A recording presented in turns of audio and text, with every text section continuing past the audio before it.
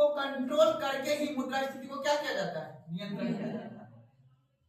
तो आपको समझना है कि मुद्रास्फीति क्या होता है। अब याद रखिएगा, हम मॉनेटरी पॉलिसी में हम मुख्य रूप से देखे थे वस्तु और क्या देखे थे बाबू, क्या देखना है, किसी एक निश्चित समय में, समझिएगा ध्यान से, किसी एक निश्चित समय में एक स्थिर मूल्य से अगर मूल्य अधिकतम हो जाए तो हम कहेंगे मुद्रास्फीति क्या हुआ है, बढ़ गया है। इसमें मुद्रास्फीति में सारा खेल होता है समय का। एग्जाम्पल मान लेते हैं कि अभी चल रहा है आपका 2026 और अगर हम इससे 10 साल पीछे जाएंगे तो क्या आ जाएगा बाबू, 2016। जिस वस्तु का कीमत या जिस वस्तु और सेवा का कीमत, याद रखना कीमत वर्ड यूज कर रहा हूं क्योंकि आगे चल के हम जब WPI CPI पढ़ेंगे, wholesale price index, consumer price index, तो आज से समझना है इन्फ्लेशन में मुद्रास्फीति में हमें पढ़ना है कीमत के परिवर्तन को पढ़ना है। आखिर उस वस्तु और सेवा का मूल्य का परिवर्तन क्यों होता है। तो हम जवाब में देखेंगे कि किसी वस्तु का मांग अगर अधिक हो जाए या उसकी सप्लाई कम हो जाए, यानी जिसको हम कहते हैं डिमांड बढ़ गया हो या फिर सप्लाई कम हो, तभी मुद्रास्फीति में उतार चढ़ाव देखने को। तो अब देखिए समझिएगा, वस्तु और सेवा का मूल्य, जो वस्तु और सेवा का मूल्य वर्तमान में 2026 में जो है वो 2016 में नहीं है, या 2016 में जो होगा वो 2026 में नहीं होगा। क्या अंतर है, समय। क्या अंतर आया, समय का। अर्थात समय के साथ साथ वस्तु और सेवा का उत्पादन तो बढ़ा है और उसके साथ मुद्रा का मूल्य भी क्या हुआ है, बढ़ गया। जैसे कि आपने कल पढ़ा था, देखो इस टॉपिक को मैंने बीच में इसीलिए लिया है ताकि आपको मैं पीछे वाला एग्जांपल को देख के मैं समझा सकूं। कल आपने पढ़ा था कि मुद्रा की जो आपूर्ति RBI करती है वो वस्तु और सेवा के उत्पादन को ध्यान में रखते हैं। जितना जिस वर्ष वस्तु और सेवा का उत्पादन हुआ होगा उस वर्ष उतना ही मार्केट में मुद्रा की सप्लाई की जाएगी। अगर वस्तु और सेवा का उत्पादन कम हुआ होगा तो मुद्रा की सप्लाई भी हम क्या कर देंगे, कम कर देंगे, मॉनेटरी पॉलिसी के माध्यम से। अब उसी तरह हमें ये देखना है कि जो वस्तु 2016 में उसका प्राइस था उसका 2026 में क्या हुआ, बढ़ गया। तो अब देखने के मतलब है कितना बढ़ा है, उसके लिए हम मुद्रास्फीति को क्या करते हैं, गणना करते हैं। जैसे आपने राष्ट्रीय आय की गणना करते हो ना, ठीक उसी प्रकार हमारे देश में मुद्रास्फीति का भी गणना किया जाता है, जिसका दो माध्यम होता है वो आगे चल हम लोग समझेंगे। तो अब सवाल होता है कि इस मुद्रास्फीति जो बढ़ता है वो किस वजह से बढ़ता है, उसके पीछे का क्या कारण होता है। तो एक याद रखना, एक होता है मांग आधारित, कौन सा बाबू, मांग आधारित मुद्रास्फीति, और एक होता है बाबू लागत आधारित मुद्रास्फीति। अगर किसी वस्तु का मांग, याद रखना सारा खेल होगा किसका, वस्तु और बस यही चीज तो है दुनिया में। अगर किसी वस्तु का मांग क्या हो गया हो, बढ़ गया हो, मांग क्या हो गया हो बाबू, बढ़ गया हो, और उसकी सप्लाई क्या हो गया हो, कम हो जाए, तो मुद्रास्फीति क्या हो जाएगा। तो याद रखना है जब मांग अधिक हो जाए, मांग को क्या बोलते हैं बाबू, डिमांड, और एक को क्या बोलते हैं बाबू, आपूर्ति।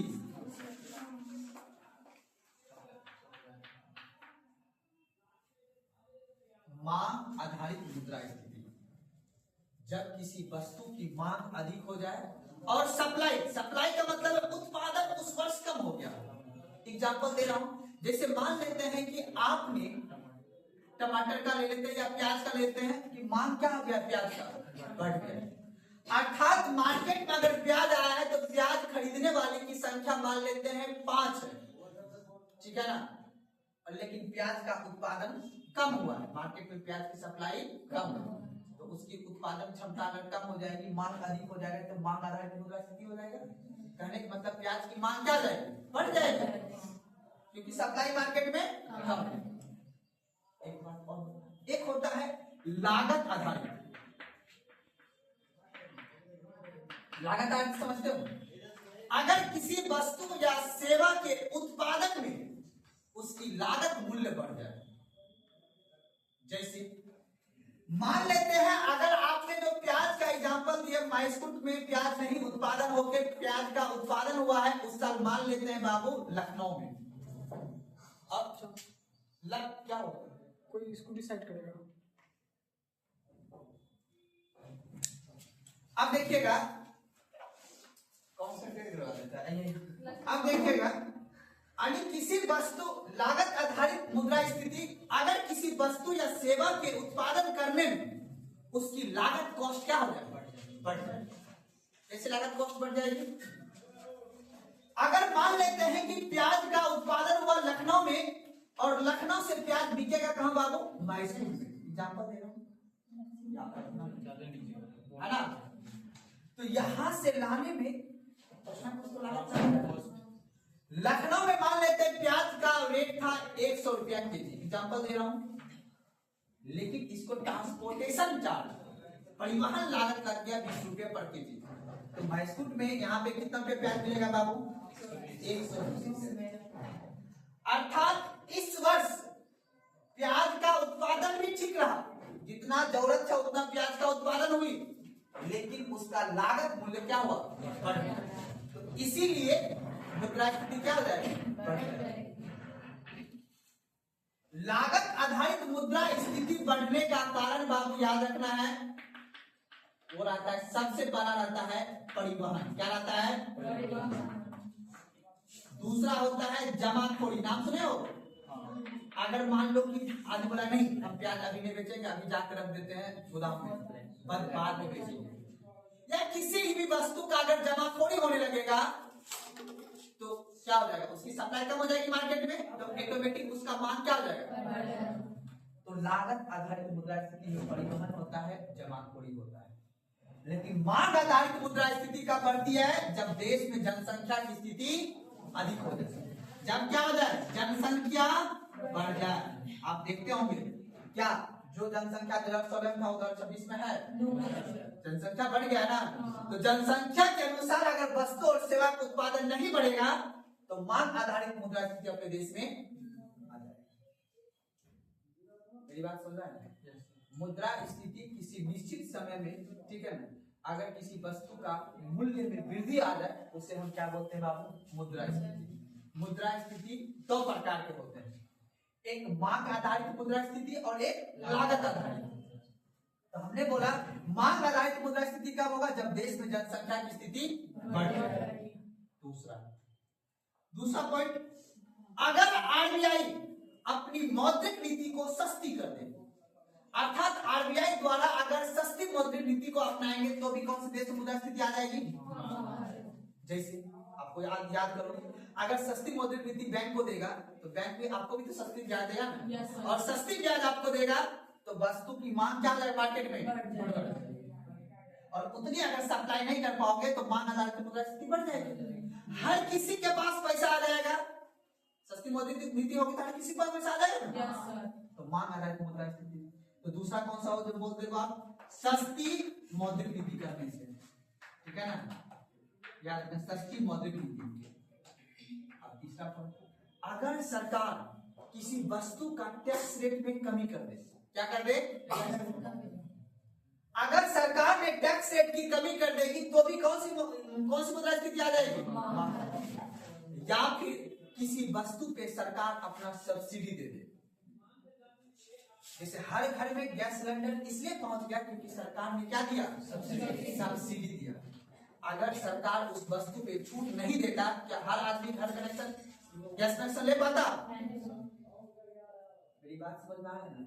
तो इसीलिए अर्थव्यवस्था में बाबू याद रखना, सरकार अभी किसी योजना को लागू करवाने के लिए सरकार ये डिसाइड करता है कि हमें अर्थव्यवस्था में कैसा काम को बढ़ाना है, देखो हर घर में मांग गैस का बढ़े, उसके लिए क्या सरकार कर दिया, सब्सिडी दे दिया।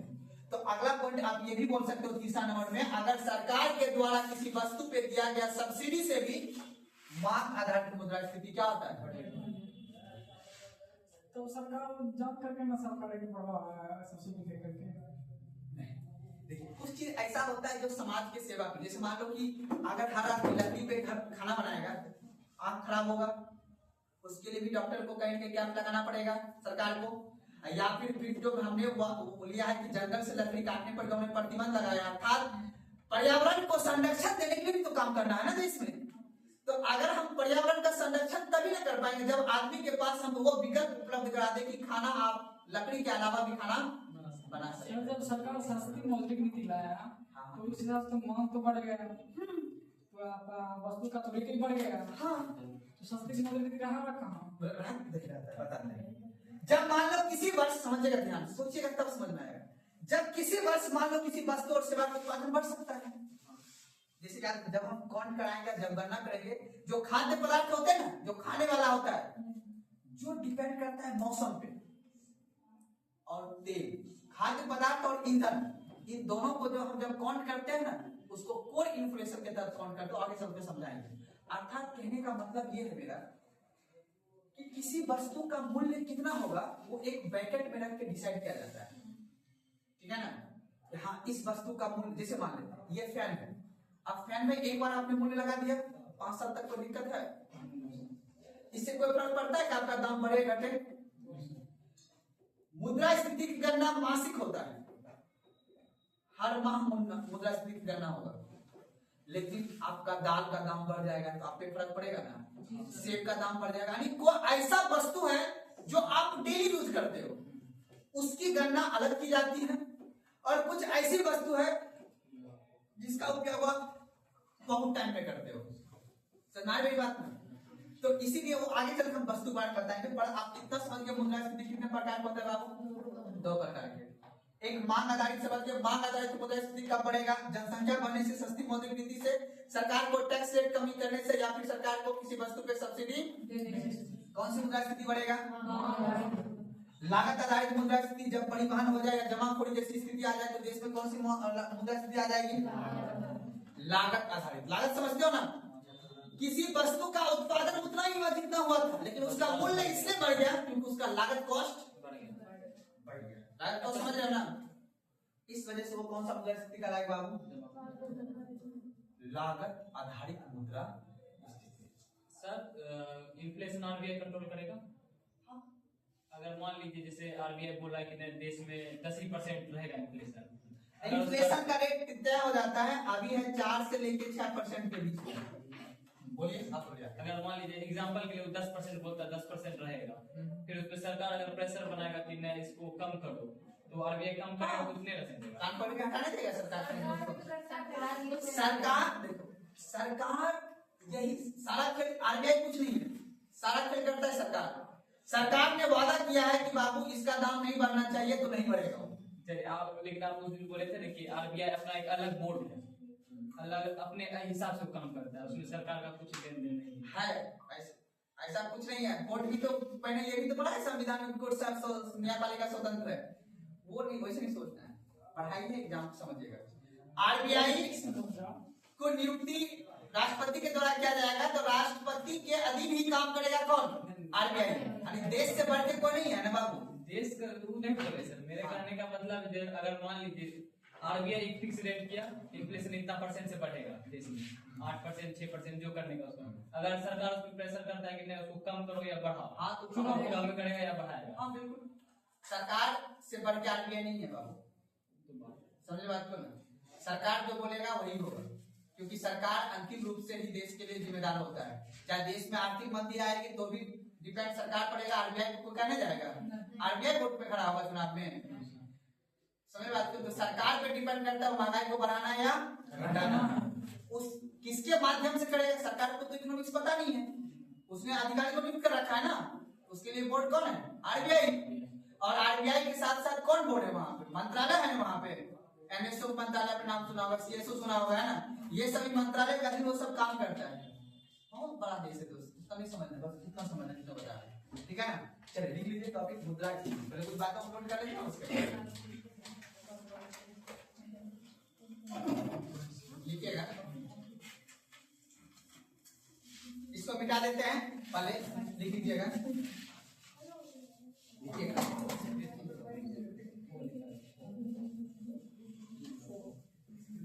चलिए लिखिए, स्थिति नहीं स्थिति हो, लिखेगा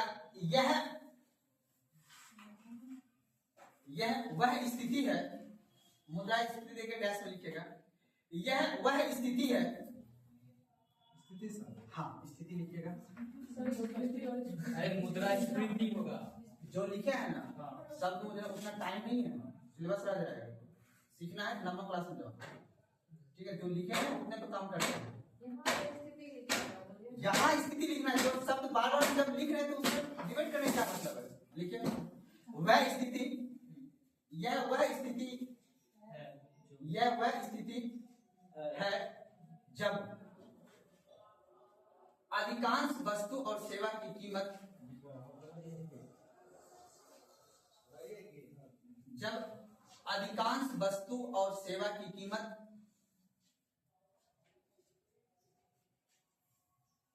में एक निश्चित समय में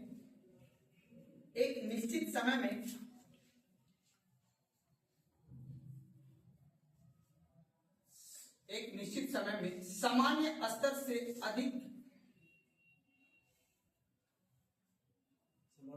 हाँ सामान्य स्तर से अधिक की वृद्धि, सामान्य स्तर से अधिक की वृद्धि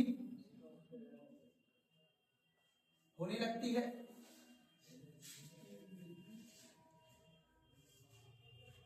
निश्चित समय में सामान्य स्तर से अधिक की वृद्धि होने लगती है, तो उस स्थिति को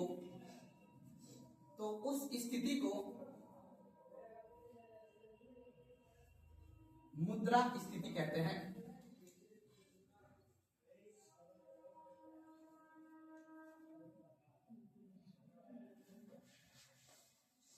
देखिए चलिए अब आसान भाषा में देखिए, डिफिनेशन बाबू लिखोगे तो ऑब्जेक्टिव सोल्व होगा, ठीक है ना, ऐसा डिफिनेशन लिखना पड़ेगा, टफ भाषा को लिखाने में, ठीक है ना, लेकिन आसान भाषा में अगर लूसेंट वाला नॉलेज ये है जिससे जो ऑब्जेक्टिव सोल्व नहीं होगा। मुद्रा स्थिति वह स्थिति है, देखो ध्यान से समझना, वह स्थिति है जब बाजार में, कहा बाबू, बाजार में किसका बोलो, वस्तु प्लस सेवा का क्या हो जाए, एक निश्चित समय में कीमत क्या हो जाए, बढ़ जाए, उसको क्या बोलेंगे, मुद्रा स्थिति। लेकिन इससे ऑब्जेक्टिव सोल्व नहीं होता, याद रखना है, टर्म को याद रखना है, एक निश्चित समय में काम होता है, ठीक है ना। एक और हम अभी और भी बताते हैं, और भी है स्टार बात करो, तो लिख लीजिएगा दूसरा पे, लिखिएगा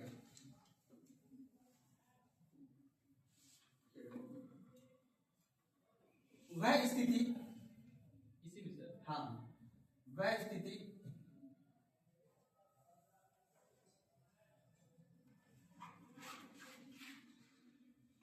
जब मुद्रा में गिरावट हो, वह स्थिति जब मुद्रा में गिरावट हो,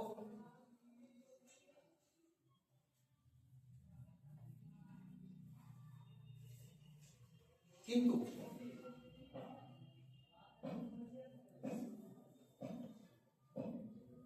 कीमत में वृद्धि हो, मुद्रा में गिरावट हो किंतु कीमत में वृद्धि हो, तो यह स्थिति को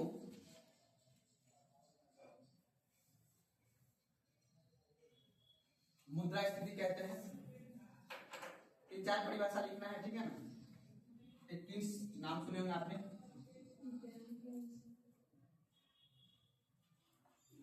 चलिए लिखिएगा। किन्स के अनुसार, किन्स के अनुसार, अलग पॉइंट दे देना, किन्स के अनुसार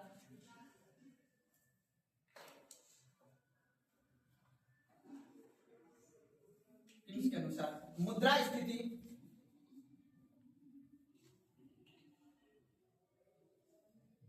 और सेवा की मांग एवं आपूर्ति का अंतर है।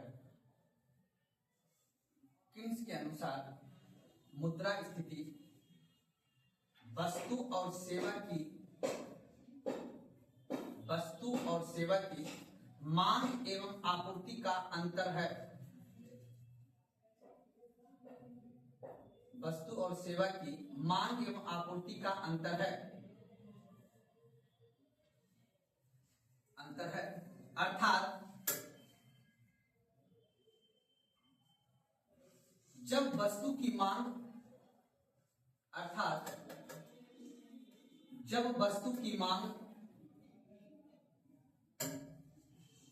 आपूर्ति की तुलना में अधिक हो जाए, जब वस्तु की मांग आपूर्ति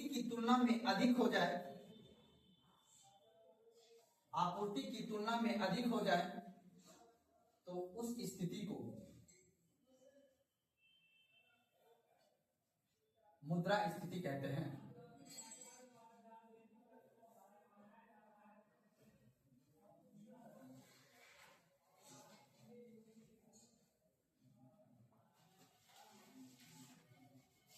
ये मैं डायग्राम लिख लीजिएगा, अब इसके लिए याद रखना है।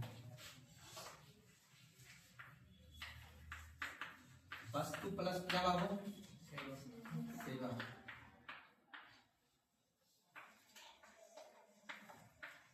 कीमतों में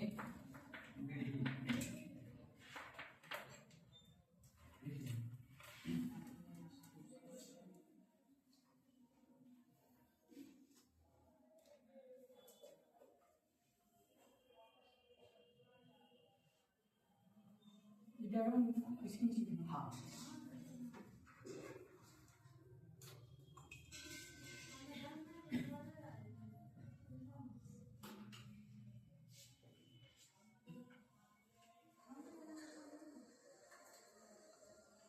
कब लिखिएगा? मुद्रा स्थिति होने के कारण,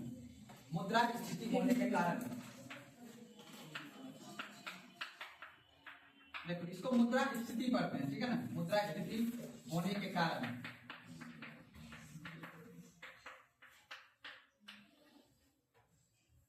आप लोग ऐसे बोलते हो, लगता है कि पहली बार मुद्रा स्थिति किताब में देखे भी नहीं। इससे साबित यही हो रहा है ना, क्या लगता है एग्जाम निकाल लोगे? नॉट पॉसिबल, बहुत हार्ड होता है क्वेश्चन। अभी जब क्वेश्चन देंगे सोल्व करने के लिए, जो देखे होंगे क्वेश्चन, आपने ऐसा शब्द लिखा हुआ नहीं देखे तो सोचो कि आगे क्या होने वाला है आपका। 5 साल लगेगा एग्जाम निकालने में।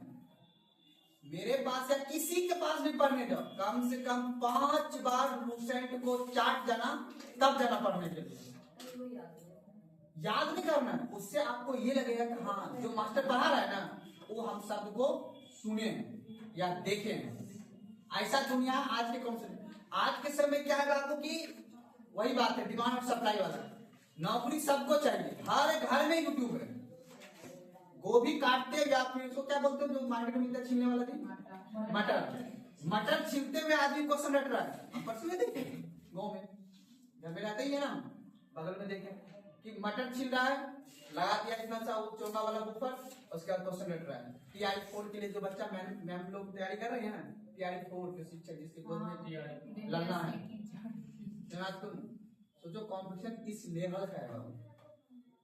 तुम सोचोगे कि नहीं हम घर बैठे रील्स भी देख लेंगे और निकाल भी लेंगे। तैयारी कर लो अलग बात है, निकालना अलग बात है।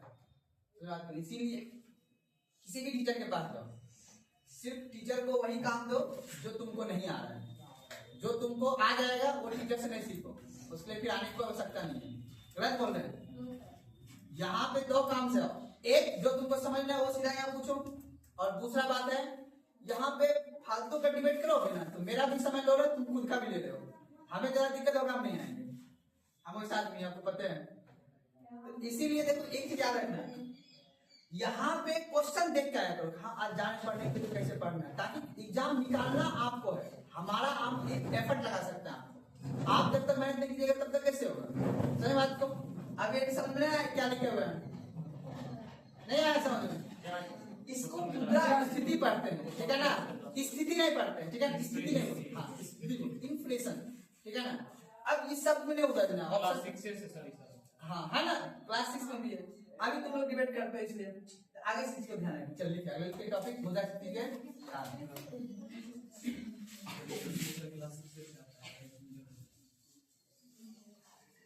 चलिए अब बताओ कारण कितने प्रकार के हैं बाबू? मुद्रास्फीति के कारण कितने प्रकार के हैं? 2 प्रकार। कौन कौन बाबू बताओ? और कौन सा?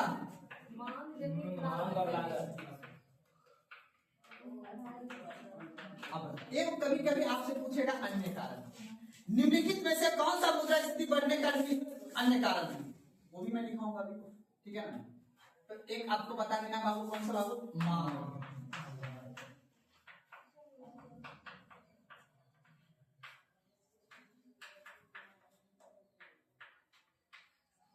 दूसरा कौन सा बताया मैंने?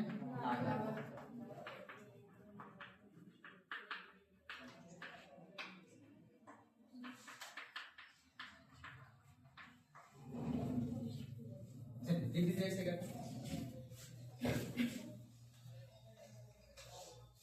उसमें लिख लीजिएगा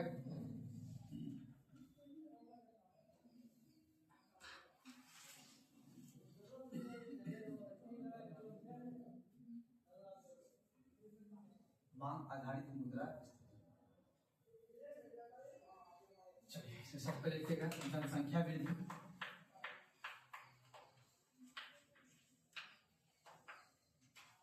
जनसंख्या वृद्धि से। अब ई वर्ड से सब ऑप्शन में इतना ही आएगा। निम्नलिखित में से कौन सा मांग आधारित मुद्रास्फीति बढ़ने का कारण है? याद है ना? जनसंख्या बढ़ेगा तो क्या हो जाएगा? वस्तु का मांग बढ़ेगा। अच्छा वस्तु का मांग बढ़ जाएगा लेकिन वस्तु की आपूर्ति कम हो जाएगी तो कौन सी मुद्रास्फीति बोलोगे? एग्जाम्पल में कुछ भी बैठा लो, आलू प्याज कुछ भी चीज बैठा लो। अगर मान लो तुम्हारे घर में मान लो कि कोई खाने वाला संख्या पहले 3 था, अब कितना हो गया? 5 हो गया, लेकिन आलू का उत्पादन नहीं हो पा रहा है तो क्या हो जाएगा? आलू का दाम किस वजह से बढ़ा? क्योंकि जनसंख्या बढ़ गया। दूसरा क्या बोले थे बाबू? सस्ती मौद्रिक नीति। कौन सा होगा?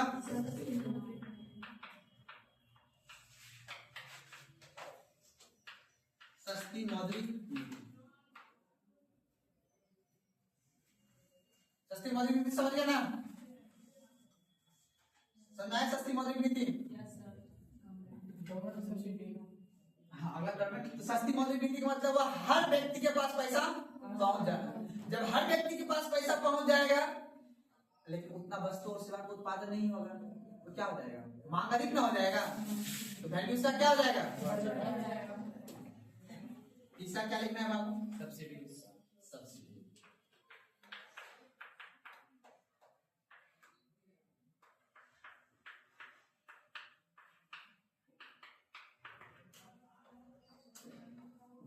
सरकार द्वारा टैक्स रेट में कमी।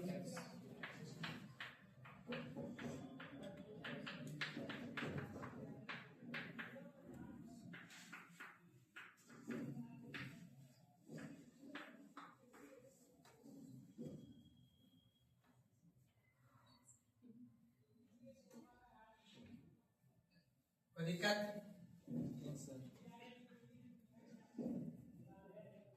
अच्छा एक बात और आपसे पूछ रहे हैं, अगर मान लो कि जो गांव में रोजगार वाला आदमी है, मतलब जो बेरोजगार है, ठीक है ना, उसको रोजगार मिल गया हो और उसको रोजगार मिल गया तो उसको आय भी मिल गया, ठीक है, तो क्या किसी व्यक्ति का आय बढ़ने से क्या वस्तु का मांग नहीं बढ़ेगा? तो ऑप्शन में ये भी देगा, लिख लीजिएगा रोजगार बढ़ने से मजदूरी दर बढ़ने से और लास्ट में लिखिएगा आय बढ़ने से।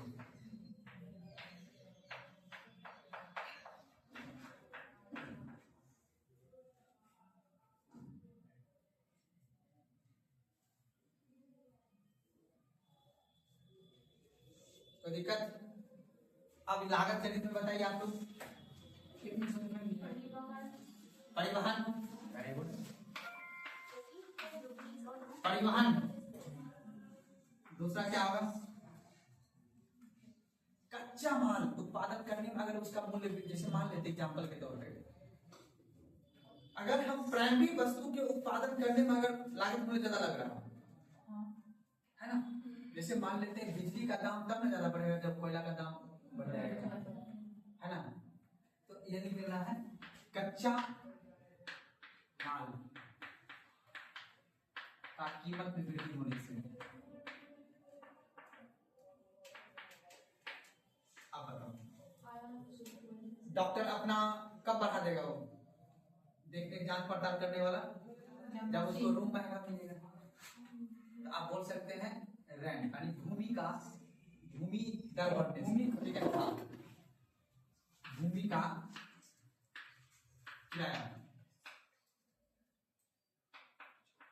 किराया बढ़ने से।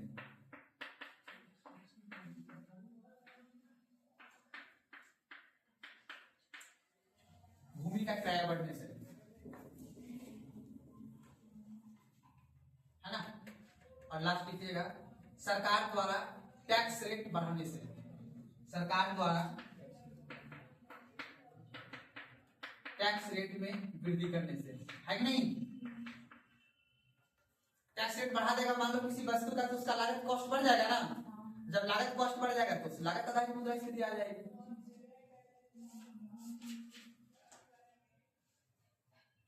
अब देखो मजदूरी दर वृद्धि होने से, मजदूरी दर वृद्धि होने से,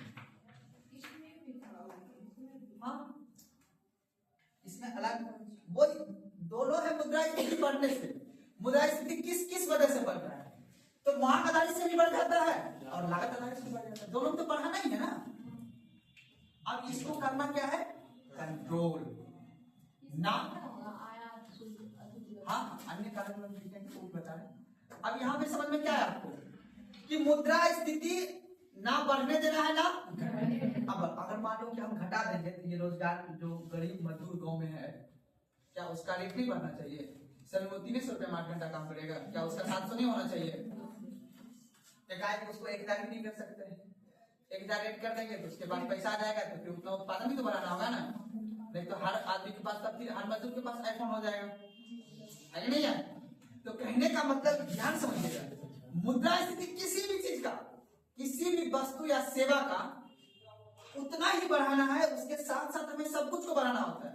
सबसे लो कास्ट लेबर कास्ट होता है, लेबर कास्ट का किराया रेंट भी हमें बढ़ाना होगा, उसका मजदूरी दर भी बढ़ाना होगा, तब जाके हमें प्याज का दाम बढ़ाना होगा, तब जाके हमें रेंट बढ़ाना होगा रूम का। तो आप इस चीज को समझिएगा कि मांग आधारित मुद्रास्फीति में ये चीज फैक्टर काम करता है, या किसी वस्तु को लागत ही बढ़ा दिया, उत्पादन उतने हुआ लेकिन उसका लागत कॉस्ट बढ़ गया। अभी माइस्कूल में और अगर आप दुकान खोलना चाहते हैं तो आपको भूमि जो है अर्थात घर जो है सस्ता मिलेगा, महंगा मिलेगा, अपने हिसाब से देखना पड़ेगा। समय जो 2015 में लिया होगा उसको कम पौड़ी देना पड़ा होगा, जो 2026 में उसको पौड़ी ज्यादा देना पड़ेगा। वही बात लागत आधारित, जो सीमेंट बालू पहले को मिलता था वो अभी महंगा मिलता है। तो किसी निश्चित समय में डिसाइड किया जाता है कि कितना इन्फ्लेशन रेट होना चाहिए, कितना नहीं होना चाहिए। आगे बात करो। अब लिखिए लीजिए अन्य कारण, इसा लिख लीजिएगा अन्य कारण। अन्य कारण से मुद्रास्फीति, अन्य कारण से मुद्रास्फीति, अन्य कारण अन्य कारण। अब कोई सोच के बताओ तो अन्य कारण में क्या हो सकता है? अब मान लो कोई माइस्कूल में आना प्याज गिरना था लेकिन खगड़िया में लग गया जाम, क्या लग गया? गाड़ी आ नहीं पाया, अब कल है मेला या कल कुछ चीज है। तो कहने का मतलब है कि देश में अगर हड़ताल जैसी स्थिति आ जाएगी तो भी मुद्रास्फीति क्या हो जाएगी? ये कौन सा कारण हुआ? तो हड़ताल। अब मान लो एग्जाम्पल, मान लो अपने खगड़िया में, ठीक है, आपदा आ गया, क्या आ गया बाबू? बहुत बाढ़ आ गया, भीषण बाढ़ आ गया, बाढ़ आ गया भीषण। तो अब बताओ वस्तु किसी को लाने वाने में तो कष्ट होगा, तो आपदा की स्थिति में भी मुद्रास्फीति बढ़ने का अन्य कारण है। अगर देश में आपदा की स्थिति, बाढ़ आ गया या सूखा आ गया तो भी अब वस्तु का आदान प्रदान में दिक्कत ना होगा। तो आपदा का कारण, आपदा बाढ़, मानसून, सूखा,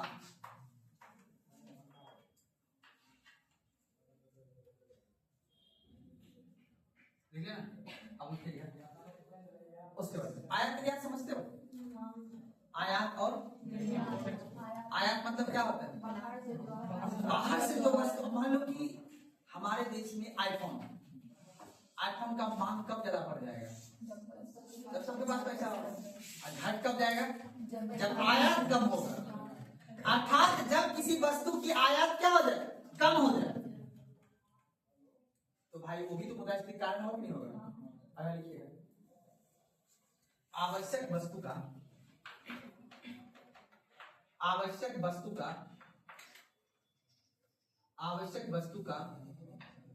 आयात में कमी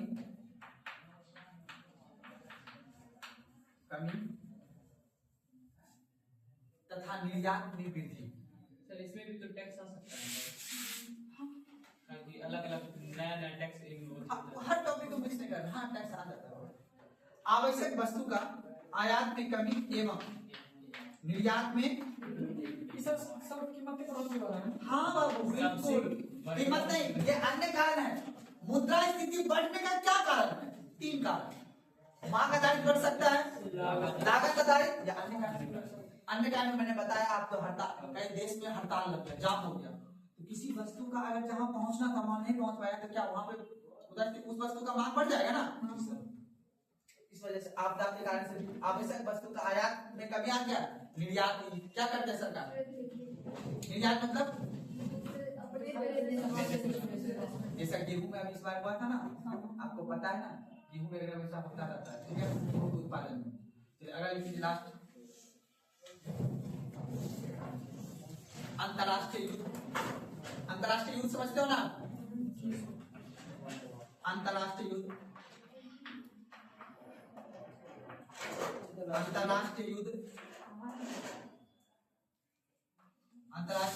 एवं वैश्विक महामारी। हाँ उसमें भी आप देखिए हो ना, अंतरराष्ट्रीय युद्ध एवं वैश्विक महामारी, ठीक है ना। बस एक चीज लास्ट लिखिए ना, एग्जाम में पूछता है, लिखिएगा तेल की कीमत बढ़ने से, लास्ट में लिखिएगा तेल की कीमत बढ़ने से परिवहन में लागत कीमत भी बढ़ जाती है। तेल की कीमत बढ़ने से परिवहन में लागत भी बढ़ जाती है।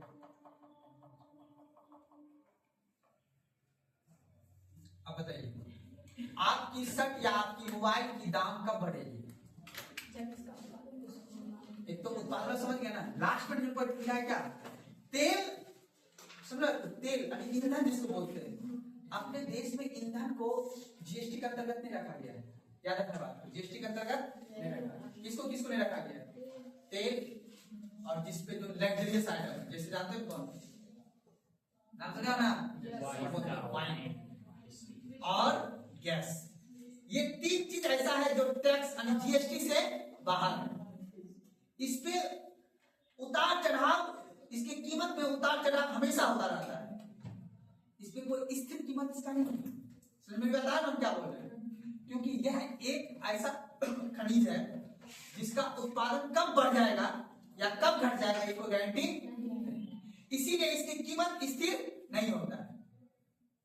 और यही एक ऐसा चीज है बाबू, देखो तुम किसी रेस्टोरेंट में खाना खाने जाओ, अगर गैस का दाम अधिक है ऑटोमेटिक खाना का दाम भी क्या हो जाएगा। अब किसी दुकान में कपड़ा लेने जाओ, ये कपड़ा कहीं ना कहीं से तो ट्रांसपोर्ट से ही आया होगा। अगर तेल की लागत बढ़ गई होगी यानी तेल का दाम बढ़ गया होगा तो ऑटोमेटिक आपके कपड़ा का दाम क्या हो जाएगा? आपका आने जाने का किराया क्या हो जाएगा? आप किसी भी चीज को गए होंगे, आने जाने की वस्तु नहीं होगा, कोई सेवा ही होगा ना। तो तेल की कीमत के उतार चढ़ाव होने से आपकी लागत मूल्य में भी क्या हो जाता है? वृद्धि हो जाता है।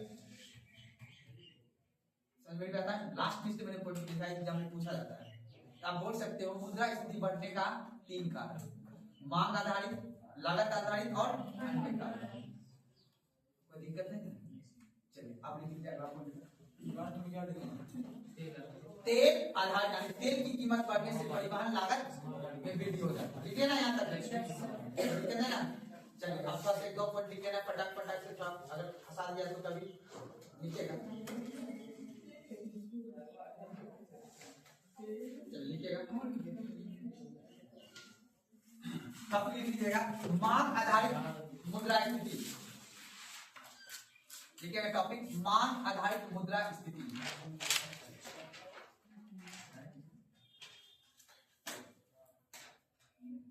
मांग आधारित मुद्रा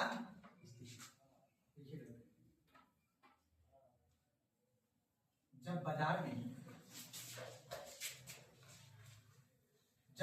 में वस्तु और सेवा की मांग बढ़ने लगती है, जब बाजार में वस्तु और सेवा की मांग बढ़ने लगती है,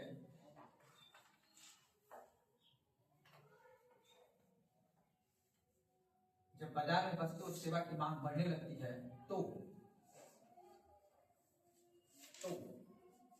कीमत स्तर में वृद्धि होती है। तो कीमत स्तर में वृद्धि होती है।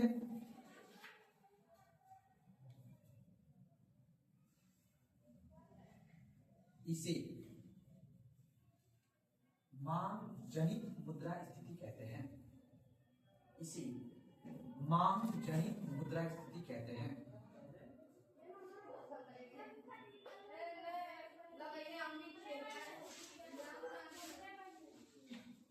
इसके वृद्धि का निम्न कारण है।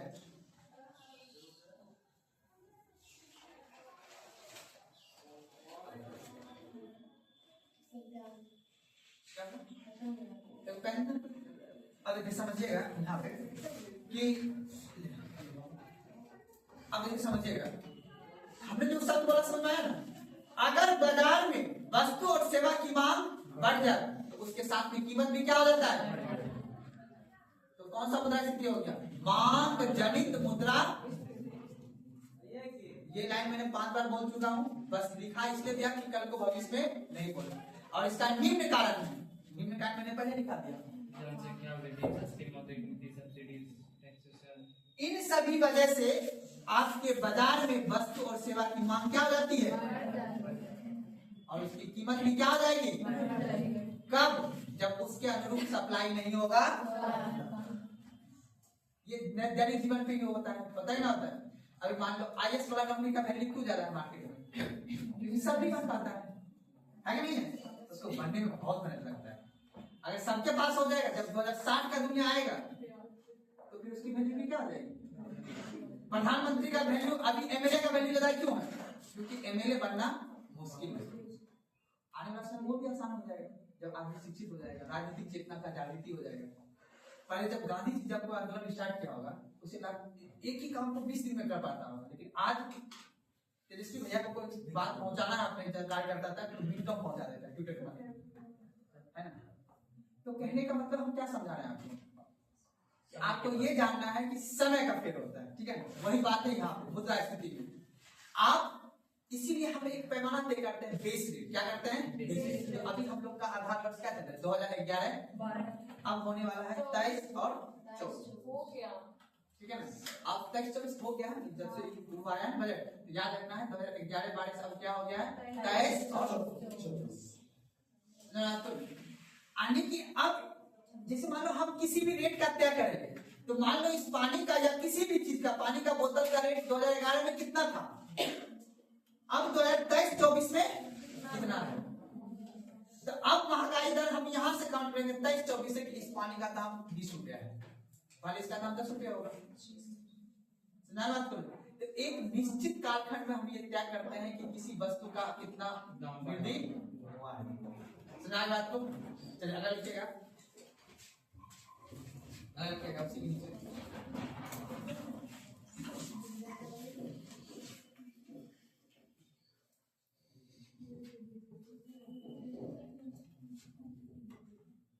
लिखिएगा लागत जनित मुद्रास्फीति। कॉपी लिखिएगा लागत जनित मुद्रास्फीति। लागत जनित मुद्रास्फीति।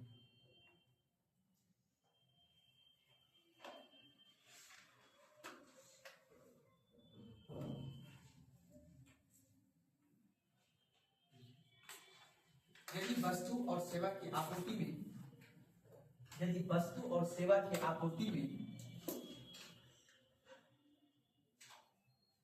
यदि वस्तु और सेवा की आपूर्ति में कमी आए,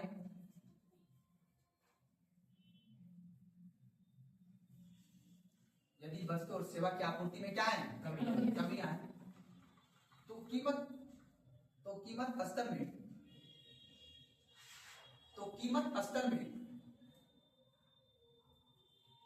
क्या होने लगेगा, कमी या वृद्धि, तो कीमत स्तर में क्या होने लगेगा, वृद्धि होने लगती है। तो कीमत स्तर में वृद्धि होने लगती है,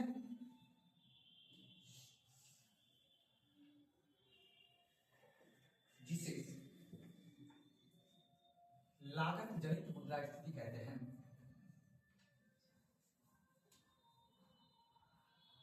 जिसका निम्न कारण है।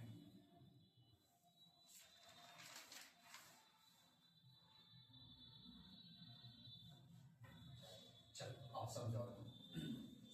एक और एग्जाम में पूछा गया है जो कि बता देते हैं आपको। अगर ये बताओ, मान लो एग्जाम्पल दे रहा हूं, खगड़िया जिला में उत्पादन होता था मक्का। पहले मक्का जाता था 9 से पार होके कहा, मुंगेर जिला में। अब सरकार ने बना दिया क्या, पुल बना दिया, जिसको हम बोलते हैं बेहतर इंफ्रास्ट्रक्चर। क्या बोलते हैं, अच्छा आधारभूत संरचना। तो सरकार, अब पहले मक्का जब जाता था 9 जाता था तो उसका लागत कॉस्ट कम रहता था। अब सरकार ने इंफ्रास्ट्रक्चर को बेहतर कर दिया तो लागत कॉस्ट क्या हो गया, बढ़ गया। जब लागत कॉस्ट बढ़ गया तो मक्का का दाम भी क्या हो गया होगा उस जिला में। तो बेहतर आधारभूत संरचना अर्थात आप देखो क्या रोड, पहले पेट्रोल का दाम 70 रुपया 80 रुपया, अभी कितना है 105 रुपया। रोड वही है लेकिन रोड पे चलने की स्पीड बढ़ गया है। पहले चलता था लालू केवल हम खड्डर रहता था, अब एकदम चकाचक हो गया। अर्थात आधारभूत संरचना बेहतर हो गया है, जिस वजह से आपको टैक्स भी क्या होगा, ज्यादा देना पड़ेगा। और आधारभूत संरचना बेहतर होने से लागत मूल्य यानी लागत आधारित मुद्रास्फीति में क्या हो जाता है, वृद्धि हो जाता है। अच्छा रोड हुआ तभी ना आपको शर्ट सस्ता मिल जाता है, महंगा मिलता है, नहीं मिल जाएगी।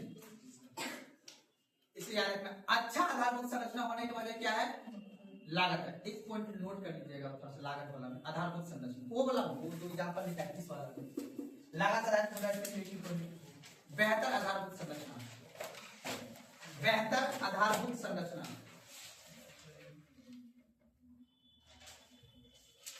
तो क्या करना चाहिए, सरकार को बेहतर आधारभूत संरचना करके मुद्रास्फीति को बढ़ा देना चाहिए, यानी सब वस्तु पर लागत चौट बढ़ा दो।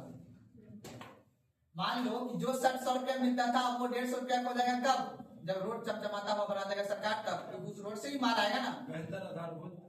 बेहतर आधारभूत संरचना, बेहतर इंफ्रास्ट्रक्चर। अब हमको ये बताइए, पटना जाने में पहले लगता था 5 घंटा, अब लगता है 3 घंटा, क्योंकि क्या बन गया है, रोड। आधारभूत संरचना बेहतर हो गया है। अब जो वहां से आएगा पटाखा, पहले दिवाली में पटाखा मिलता था ना जी, मोकामा में पटाखा पता है ना, पटना साहिब में। तो कहने का मतलब है कि बेहतर आधारभूत संरचना होगा तो आपका जो मूल्य यानी प्राइस, वस्तु आपको तुरंत मिलेगा। पहले मैसूर में आईफोन नहीं मिलता था, आज से 4 साल 5 साल 7 साल पहले उसके जाना पड़ता था, बेगूसराय में आईफोन मिलता था। 4 साल पहले की बात बता रहा हूं, 10 साल पहले तो पटना में सिर्फ मिलता था। अब अपना मैसूर बाजार में भी अवेलेबल है आईफोन। भले उसका कस्टमर कम है लेकिन वस्तु है, कम होगा पर है वस्तु। क्यों ऐसा हुआ, हमारे यहाँ वस्तु क्यों मिलने लगा, क्योंकि बेहतर इंफ्रास्ट्रक्चर हो गया। अगले 3 घंटा में बेगूसराय वाला आदमी, दुकान वाला यहाँ पहुंचा देता है। आपको रखेगा फोन एक के, बोलेगा हम 10 को देने की क्षमता रखता है आपको, लेकिन 3 घंटा क्या करना होगा, अर्थात बेहतर आधारभूत संरचना होने से आपको लागत आधारित मुद्रास्फीति क्या जाता है, बढ़ जाता है। कोई दिक्कत नहीं समझने में। चलिए अगर लिखिए, मुद्रास्फीति के प्रकार लिख लिए थे, अब लिखिए मुद्रास्फीति के प्रकार। क्या इसको बिना, चलिए मुद्रास्फीति के प्रकार।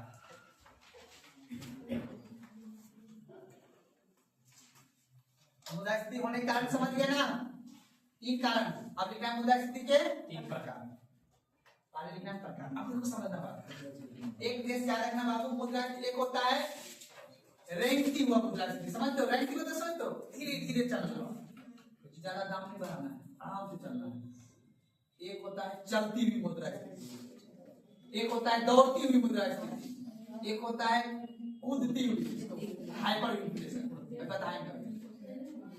अब बताओ, तुम ही सोचना बहुत ध्यान से, ये टॉपिक ना आसान है, कोई इसमें इसका मुश्किल है गणना करने वाला, कोई थोड़ा सा मुश्किल है।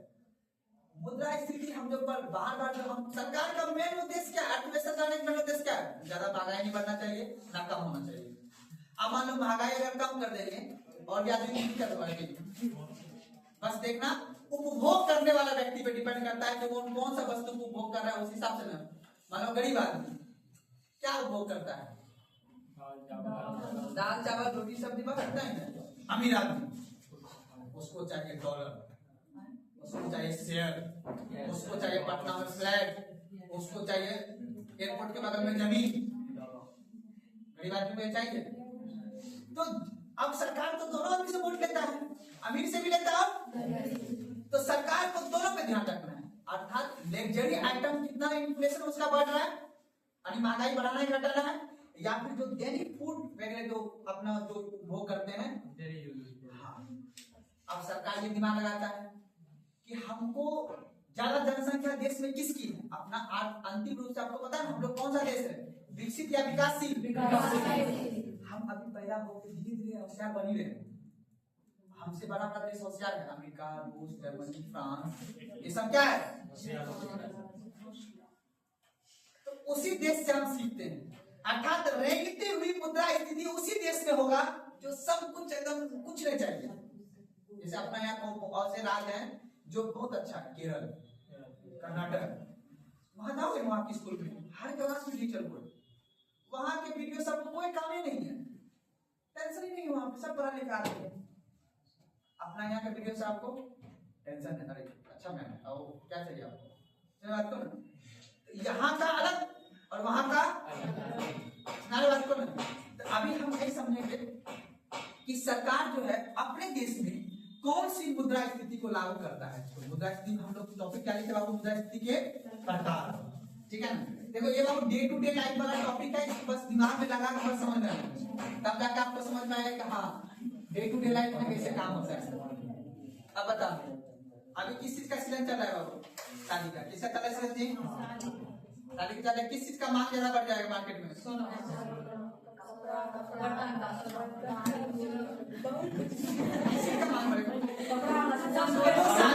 उपभोग आवश्यक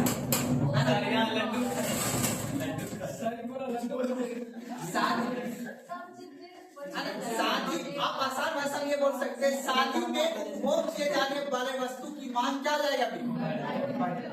अब शादी में निम्न वस्तु उपभोग में आते हैं, है कि नहीं? अभी आने वाला होली का टाइम है ना, होली के टाइम में उपभोग किए जाने वाला वस्तु, अर्थात मेरा कहने का सेंस ये है किसी भी वस्तु का उपभोग करने का समय अलग अलग होता है। ये बताओ हमको, भिंडी का सब्जी ठंडी में खाते हैं, वो भी खाते हैं, तो उपभोग वस्तु ठंडी में अलग होता है और गर्मी में अलग होता है। इसीलिए सरकार अपने मुद्रा स्थिति को भी क्या करती है? बदलते एक फिक्स नहीं करता है, एक एवरेज बता, जैसे 4 से लेकर 6% के बीच मुद्रा स्थिति रहना चाहिए। बात को ना, इसीलिए याद रखना है डिपेंड करता है उपभोग पे। बात को ना, तो एक कॉन्सेप्ट को दिमाग में बैठा लेना है, तो आगे चल के समझेंगे। एक होता है उत्पादन, समझते हो? बोलो ना जी। किसान ने खेत में क्या किया? उत्पादन, प्रोड्यूस किया, प्रोडक्शन। उसके बाद किसके पास दे देता है बाबू? थोक विक्रेता के पास होता है ना, थोक विक्रेता। अब इससे किसके पास दे देता है बाबू? दुकानदार के पास रहता है ना। थोक विक्रेता किसके पास जाता है बाबू? दुकानदार। दुकानदारी के लिए जिसको बोलते हैं। अब दुकानदार से फिर किसके पास आता है? उपभोक्ता। उपभोक्ता मतलब कंज्यूमर, जिसको हम लोग जो होते हैं। समझ में बात? तो इसी तरह से किसी वस्तु को हम मार्केट में बेचते हैं। कोई दिक्कत नहीं समझने में, इस डायग्राम को याद रख लेना है। चलिए अब लिख लीजिए, सबसे पहला टॉपिक लिखिएगा रेंगती हुई मुद्रा स्थिति। टॉपिक लिखिएगा प्रकार में रेंगती हुई मुद्रा स्थिति। क्या बोलिए, प्रकार में पहला क्या लिखे बाबू? रेंगती हुई मुद्रा स्थिति।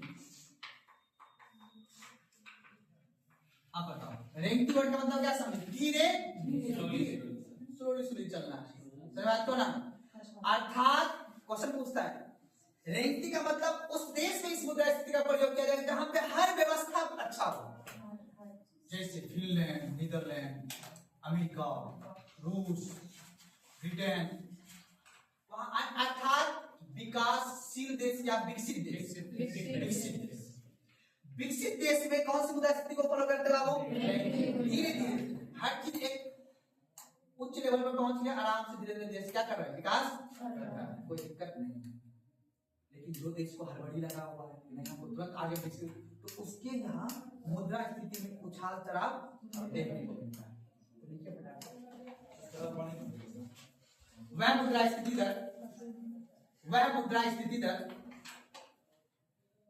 वह मुद्रा स्थिति दर दे रहा हूं, वह मुद्रा स्थिति दर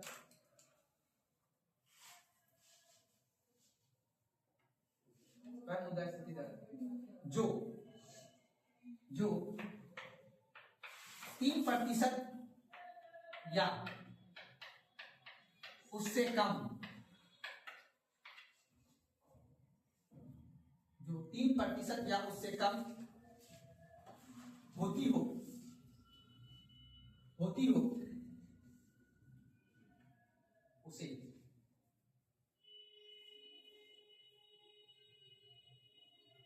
उसे रेंगती हुई मुद्रा स्थिति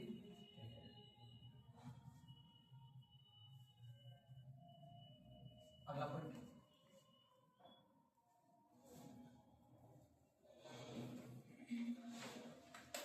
इस स्थिति में वस्तु और सेवा का मूल्य, इस स्थिति में वस्तु और सेवा का मूल्य, वस्तु और सेवा का मूल्य, मूल्य बोले तो कीमत, वस्तु और सेवा का मूल्य धीरे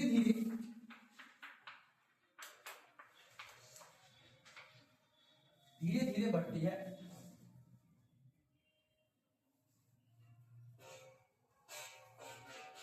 अर्थात यह व्यवस्था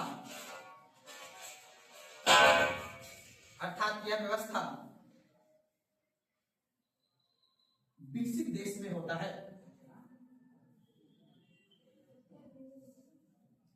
अर्थात यह व्यवस्था विकसित देश में होता है।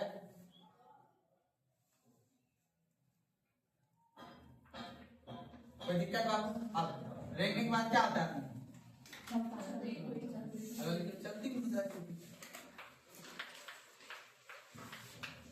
चलती हुई मुद्रा।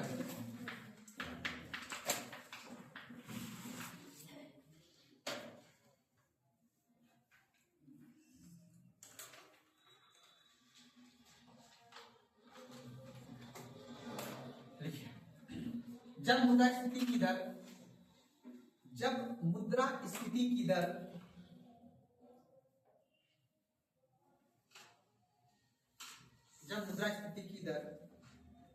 रेंगती हुई मुद्रा स्थिति से अधिक हो जाए,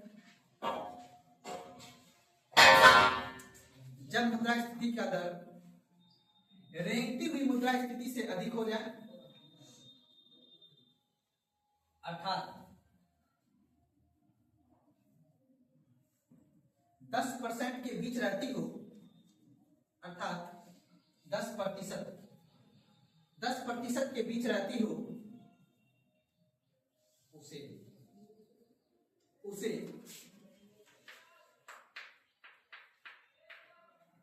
चलती हुई मुद्रा स्थिति कहते हैं।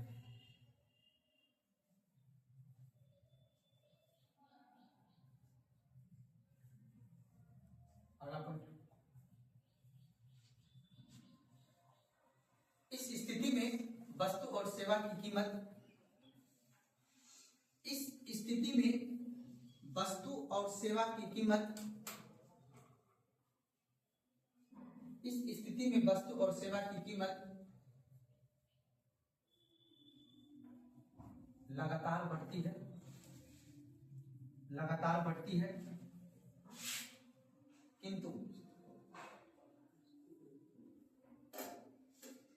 इस स्थिति में वस्तु और सेवा की कीमत लगातार बढ़ती है किंतु नियंत्रण में रहती है।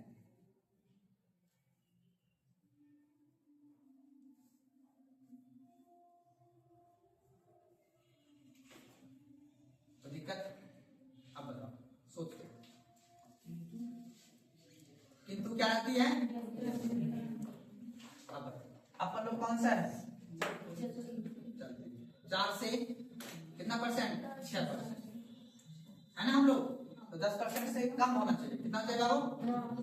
वैसी मुद्रा स्थिति जो 10% से क्या हो, कम हो, वो कौन सी मुद्रा स्थिति कहलाएगी? और पूछता है निम्नलिखित में से कौन सा मुद्रा स्थिति में मौद्रिक नीति का प्रयोग किया जाता है? चलती हुई मुद्रा स्थिति के माध्यम में जब किसी वस्तु की कीमत तो बढ़ रही है, अब लेकिन वो नियंत्रण से क्या है, बाहर आ जाए, तुरंत मेरे पास वो कौन सा टूल है? मौद्रिक नीति। अब आप धीरे धीरे आपके समझ में आ गया होगा कि सरकार जैसे देश चलाना एक कठिन काम है, उसी तरह अर्थव्यवस्था भी चलाना क्या है? जिस तरह आप देखते हो ना, जिस तरह से स्पेस में टेक्नोलॉजी वगैरह काम करता है, ठीक उसी प्रकार हमारे देश में जो आर्थिक गतिविधियों को चलाने के लिए साइंटिस्ट की आवश्यकता पड़ती है, बस डिपेंड है कि वो आर्थिक क्षेत्र में रहता है। एक दिन अगर सही से काम नहीं करेगा तो सोच लो कि तुम देश में क्या आ जाएगा, आर्थिक मंदी जैसी स्थिति आ जाएगी, या तो हाइपर इन्फ्लेशन आ जाएगा।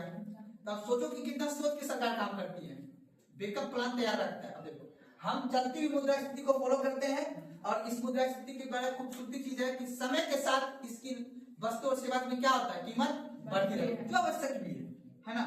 तो अब बढ़ती रहती है, लेकिन वो क्या रहती है, कंट्रोल में। क्या रहती है? कंट्रोल में।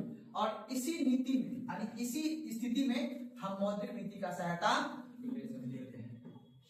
कब?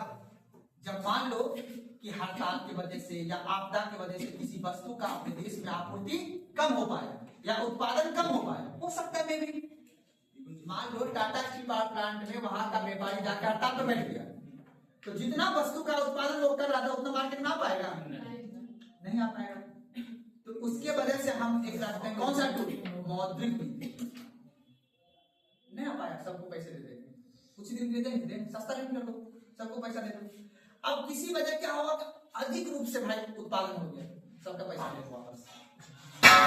तो आप ये समझ सकते होंगे कि मौद्रिक नीति के माध्यम से ही मुद्रा स्थिति को क्या किया जाता है, कंट्रोल किया जाता है।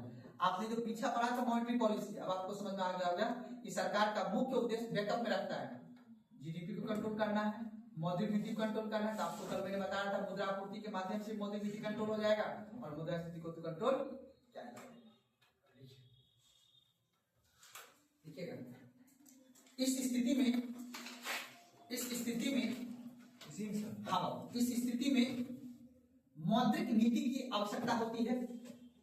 इस स्थिति में मौद्रिक नीति की आवश्यकता होती है।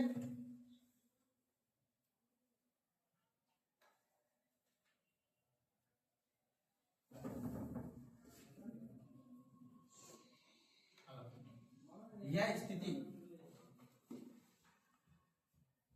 विकासशील देश में चलती है। यह स्थिति विकासशील देश में चलती है।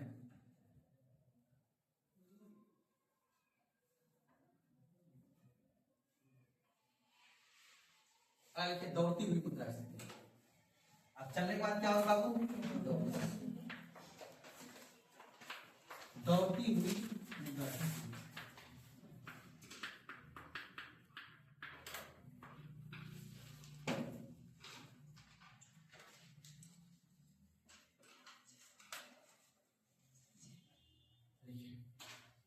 बढ़ती हुई, देखिएगा, बढ़ती हुई कीमत की दर में, बढ़ती हुई कीमत की दर में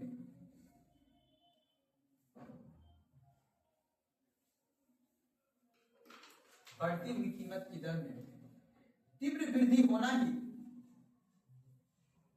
बढ़ती हुई कीमत की दर में तीव्र वृद्धि होना ही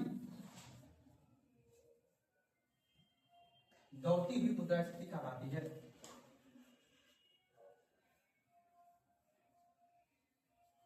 दौड़ती हुई मुद्रास्फीति कहलाती है।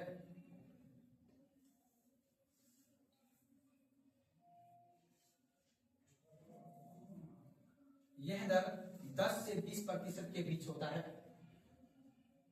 यह दर 10 से 20% के बीच होता है।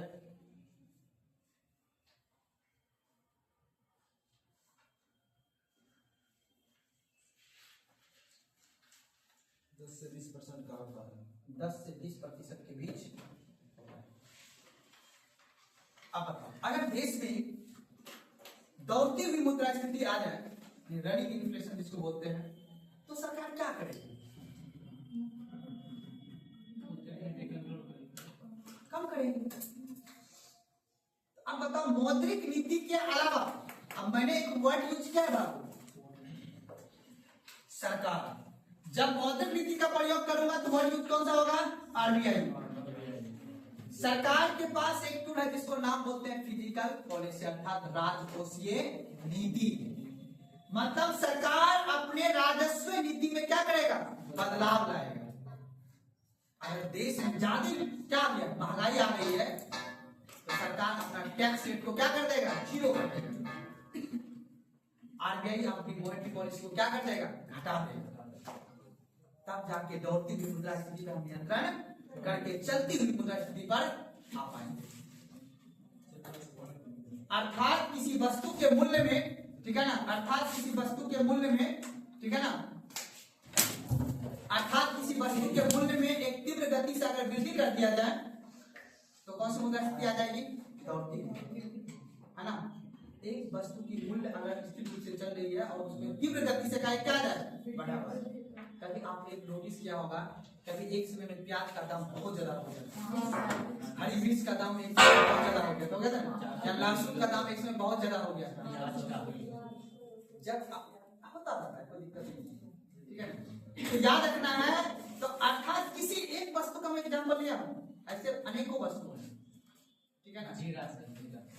अनेकों वस्तु ऐसा होता है कि जिस वजह से आपके यहाँ याद रखना है कि आपको दौड़ती हुई मुद्रास्फीति का सामना करना पड़ता है।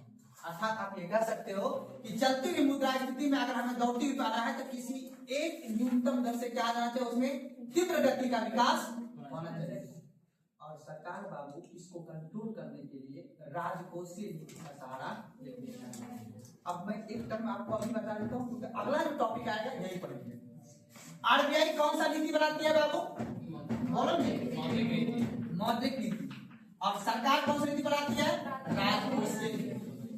अब दोनों में अंतर समझना है। सरकार राजस्व अर्थात टैक्स वसूलती है। अब देख लेगा कि नहीं टैक्स ज्यादा लेने से वस्तु की लागत बढ़ रही है तो टैक्स तो क्या कर देगा? उसके लिए सरकार के पास कौन सा टूल है? सब्सिडी है कि नहीं? बताइए, अगर कोई आवश्यक वस्तु है सबके पास पहुंचाना है तो सरकार उसमें क्या लगा देगा? सब्सिडी। जैसे यूरिया वगैरह सबके पास पहुंचना चाहिए। किसान की जनसंख्या बढ़ेगा तभी ना उत्पादन बढ़ेगा बाबू, समझ बात को ना। इसीलिए उसके बाद हर आदमी पढ़े लिखे, सरकार इसलिए तो स्टूडेंट क्रेडिट सब्सिडी दे रहा है। क्या दे रहा है? लो हम पैसा दे रहे हैं, आप पढ़ो। इसीलिए तो सरकार रिजर्वेशन दे रहा है, शिक्षा में देता है रिजर्वेशन, देखते से क्या है वो? सब्सिडी। तो याद रखना है कि आरबीआई अपना मौद्रिक नीति के माध्यम से इन्फ्लेशन को कंट्रोल करती है और सरकार अपना राजकोषीय नीति के माध्यम से इन्फ्लेशन को क्या करती है? कंट्रोल। और कंट्रोल करने की नौबत आता है जब हम लोग दौड़ती हुई मुद्रास्फीति में प्रवेश करेंगे। लेकिन अभी किसी न किसी वस्तु के दौड़ती हुई मुद्रास्फीति में आ जाता है। को ऐसा आप लोग जानते हो, कोई ऐसा एग्जांपल है जो पिछले साल इतना रुपए का था, अब एक ऑटोमेटिक कितना रुपए हो गया? कोई ऐसा वस्तु? तंबाकू जैसे चांदी हो गया, जो पहले था कितना का, अब देखो अब दौड़ती ना। तो लेकिन अब देखो सरकार एक लग्जरियस आइटम, याद रखना, सरकार एक लग्जरियस आइटम पे टैक्स रेट क्या कर दिया? बढ़ा दिया। सरकार का कहने का मतलब है कि सोना चांदी वही आदमी यूज करता है जो धनवान, इसलिए सरकार उस पर ध्यान नहीं देगा। बढ़ने तो क्या टेंशन है, तो पैसा आएगा अपन के पास टैक्स, है ना। क्योंकि लेकिन वही अगर दाम बढ़ जाए दाल आलू प्याज नमक तेल का, तब सरकार का खटिया तुरंत खड़ा हो जाएगा। उससे आम आदमी का जुड़ा हुआ ज्यादा है। तो लिखिए, इस स्थिति को नियंत्रण करने के लिए बात नहीं, अगला लिखिएगा दौड़ती मुद्रास्फीति में, इस स्थिति को नियंत्रण करने के लिए, इस स्थिति को नियंत्रण करने के लिए, इस स्थिति को नियंत्रण करने के लिए सरकार राजकोषीय नीति को, सरकार राजकोषीय नीति को एवं आरबीआई,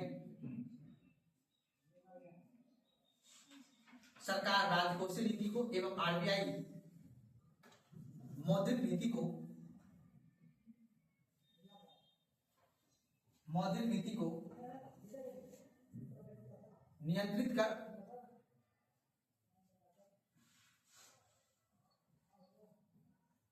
मुद्रास्फीति का उपाय करती है।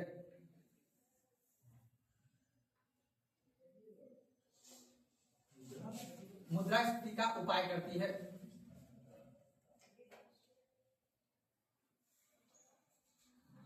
अब बताओ समझ में आया बात? यहाँ पे कोई दिक्कत नहीं। पहले कौन सा मुद्रास्फीति बाबू? ऐसा कौन सा देश में होगा जो सब कुछ से परिपूर्ण होगा? अब बताओ, जैसे कि गोवा का तुम लोग गए हो,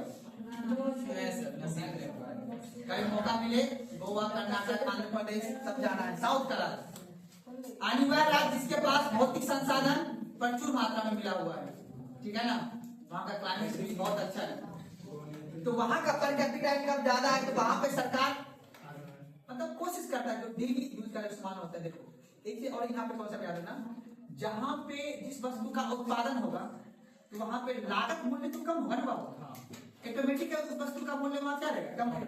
जैसे अपने यहाँ नारियल पानी कितने रुपए मिलता है? 60 रुपए मिलता है, लेकिन केरल में 10 रुपए की मिलता है ना। लेकिन अपने यहाँ आम मिलता है 20 रुपए, तो वहीं केरल जम्मू कश्मीर में कितना रुपए मिलता है? जो सेब अपने यहाँ 70 मिलता है ना, वही आम जम्मू कश्मीर में 70 रुपए। कहा है कि जम्मू कश्मीर उत्पादन किस चीज का होता है? आम सेब का। और जम्मू बिहार में किस चीज का उत्पादन होता है? तो जहाँ पे जिस वस्तु का उत्पादन होगा वहां पे उसका मूल्य, उसमें परिवहन लागत मूल्य जुड़ा हुआ कोई दिक्कत है। अगला लिखिए, कूदती हुई मुद्रास्फीति, हाइपर इन्फ्लेशन।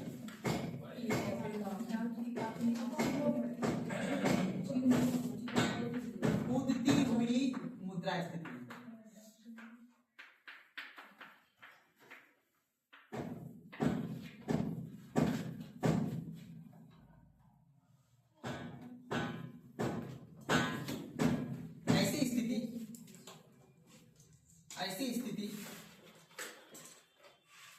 ऐसी स्थिति जब वस्तु और सेवा की कीमत में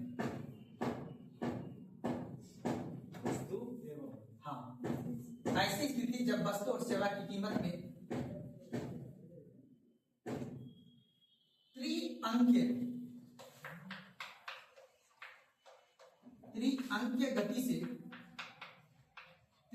गति से वृद्धि होता हो, ऐसी स्थिति जब वस्तु और सेवा की कीमत में त्रिअंकीय गति से वृद्धि होता हो, अर्थात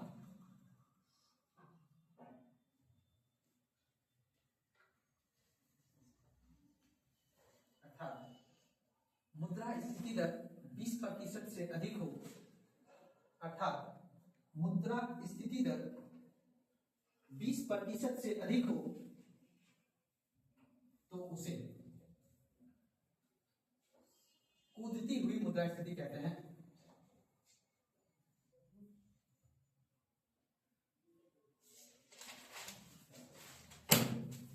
over inflation, hyper inflation, over inflation, इसे कूदती हुई मुद्रा स्थिति। कोई दिक्कत है ना? इसके बाद आया हाइपर, ठीक है ना, इसको बोलेंगे ओवर इन्फ्लेशन, कूदती हुई मुद्रा। आप देखिए समझिएगा, इसमें कितना प्रतिशत होना चाहिए? 20% से। आपको याद रखना है, ध्यान समझिएगा बात को। यानी जब इस स्थिति में अगर मुद्रा स्थिति आ जाए ना तो समझ लो ये अलार्म बज गया। किसका? हाइपर इन्फ्लेशन आने का। यानी अति मुद्रा स्थिति जो कंट्रोल में नहीं है, जैसे वेनेजुएला में आया था 2016-17 में आया था ना, जिम्बाब्वे में जो आया था, नाम सुने हो ना? तो याद रख लेना है कूदती हुई मुद्रा स्थिति, जब किसी मुद्रा स्थिति की प्रतिशत रेट कितना होना चाहिए? 20% से अधिक, तो कौन सा मुद्रा स्थिति आ जाएगा? इस पॉइंट में यह अर्थव्यवस्था के लिए चेतावनी होता है, यह अर्थव्यवस्था के लिए चेतावनी होता है।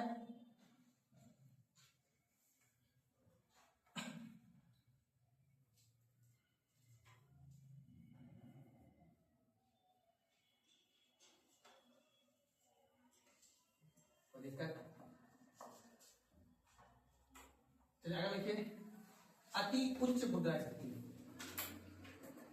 अति उच्च मुद्रा स्थिति, अति उच्च मुद्रा स्थिति।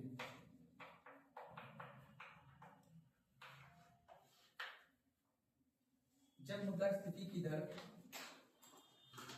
3 अंकों से अधिक हो जाए, 3 अंक समझ गए ना? जब मुद्रा स्थिति की दर 3 अंकों से अधिक हो जाए तो उसे अति मुद्रा स्थिति कहते हैं, तो उसे अति मुद्रा स्थिति कहते हैं।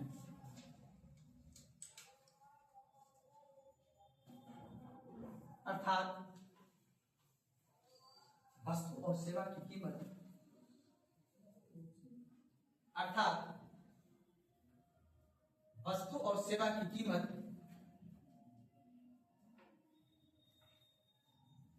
रोज या सप्ताह दर सप्ताह,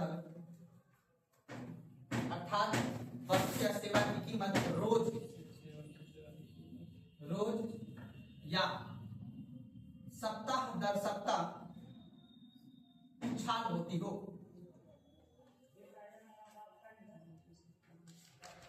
अर्थात वस्तु और सेवा की कीमत रोज या सप्ताह दर सप्ताह उछाल होती हो। तो ना, ऐसा कौन वस्तु है जो सप्ताह दर सप्ताह दाम बढ़ता है? फिलहाल तो सर चांदी, फिलहाल चांदी।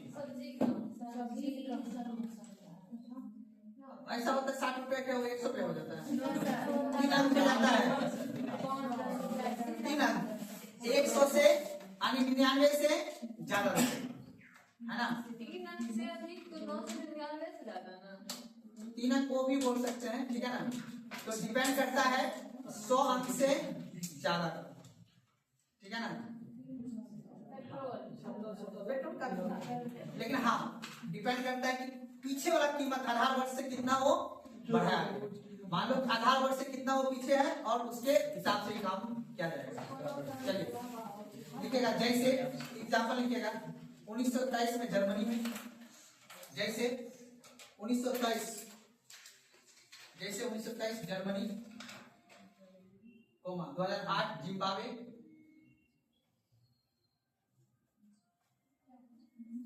2023 Germany, 2008 Zimbabwe,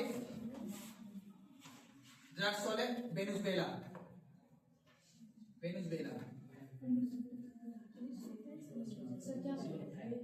1923 Germany, 2008 Zimbabwe, 2016 Venezuela. लिखिए ना, आप लिखे समझिएगा। यहाँ पे इन देश में कौन सा परिस्थिति आया था बाबू? अति उच्च, अर्थात हाइपर इन्फ्लेशन। कोई दिक्कत समझ ना? चलिए बात नहीं, अलग टॉपिक लिखिएगा आप लोग, अलग टॉपिक लिखिएगा आप लोग, मुद्रा स्थिति का गणना। टॉपिक लिखिएगा मुद्रा स्थिति का गणना। चलिए अब पहले देख लेते हैं कितना समझ में आया, क्योंकि ये टॉपिक कोई नहीं है, बस ये कॉन्सेप्ट है ना?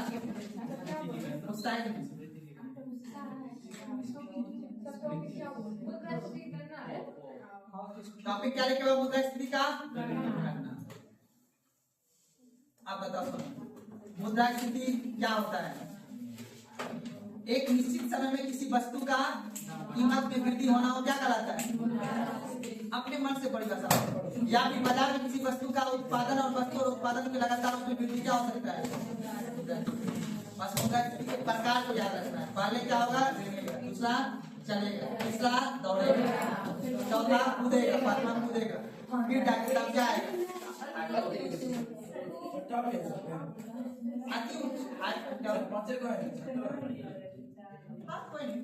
समझाए बात को ना। अब कल हम लोग पढ़ेंगे कोर इन्फ्लेशन, ठीक है, जिसमें कि किस वस्तु को कैसे बंद किया जाता है उसके बारे में, ठीक है ना। उसको बंद कर दीजिए। तो मत कर परेशान किसको बोलते हैं? आप तो सब रेडी